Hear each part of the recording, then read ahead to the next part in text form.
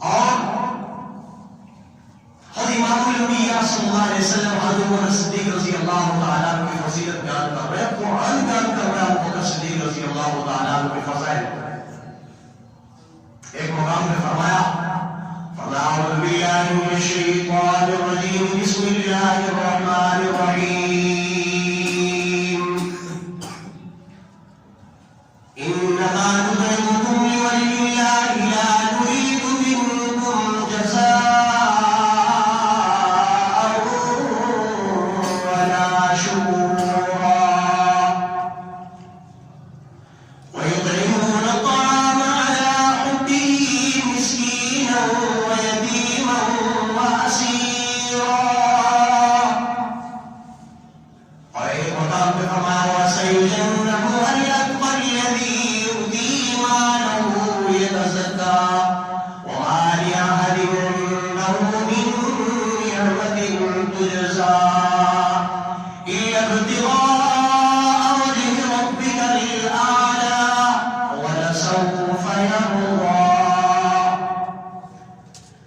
صدیق رضی اللہ تعالیٰ عنہ لوگوں کو کھانا کھلاتے ہیں، مسکینوں کو کھانا کھلاتے ہیں، قیدیوں کو کھانا کھلاتے ہیں۔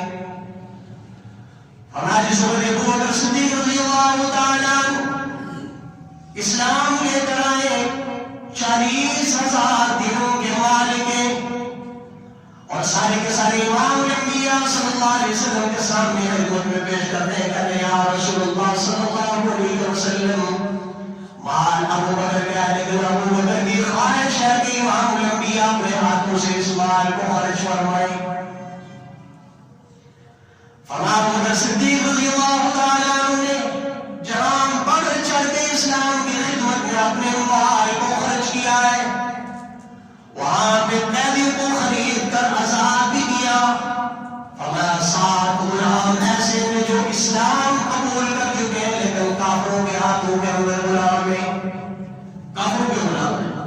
لیکن اسلام قبول کر چکے ہوئے اقرار کر چکے لا الہ الا اللہ محمد رسول اللہ، اس بات کی گواہی دے چکے لیکن اپنے ایمان کو اپنے اسلام کو ظاہر نہیں کر رہے۔ اور فرمایا جس وقت ان کے کافر مالکوں کو پتہ چلتا کہ ہمارا غلام کو اسلام لے آیا اور ان پر ظلم کے پہاڑ توڑتے ہوئے میں ایک بلال بھی ہے کہ جب حضرت بلال کے آقا کو پتہ چلا کہ بلال اسلام قبول کر چکا ہے تو اس نے کوئی کسر باقی نہیں چھوڑی جو بلال کو تکلیف نہ دی ہو۔ ہمارے ابو بکر صدیق رضی اللہ تعالیٰ عنہ کو پتہ چلا یہ غلام بھی ایمان لے آئے، آپ نے اپنا ذاتی پیسہ خرچ کر کے غلاموں کو خرید کر آزاد فرمایا۔ فرمایا کہ اس لیے یہ صرف اللہ کی رضا اور خوشنودی حاصل کرنے کے لیے یا رسول اللہ صلی اللہ علیہ وسلم مال ابو بکر کا ہے، بلکہ ایک روایت کا مفہوم ہے فرمایا 3 چیزیں مجھے پسند ہیں۔ فرمایا مال ابو بکر کا ہو، خرچ کرنے والے آپ امام الانبیاء صلی اللہ علیہ وآلہ وسلم کے ہو،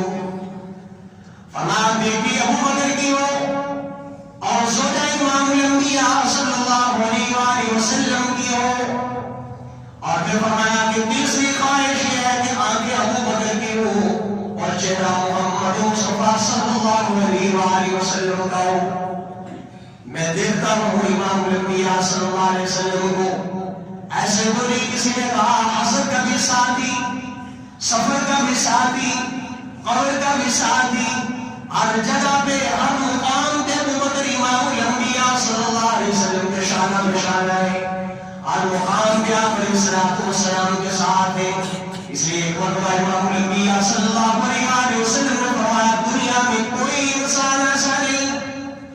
جس نے ہم پر احسان کیا ہو، میرے ساتھ نیکی کی اور اس کی نیکی کا بدلہ میں نے دے نہ دیا ہو، کوئی بھی ایسا نہیں کیا۔ فرمایا ابا بکر سوائے ابو بکر کے اس کے احسانات اتنے کہ اس کی نیکیوں کا بدلہ کل قیامت کے دن اللہ رب العزت اسے عطا فرمائیں گے۔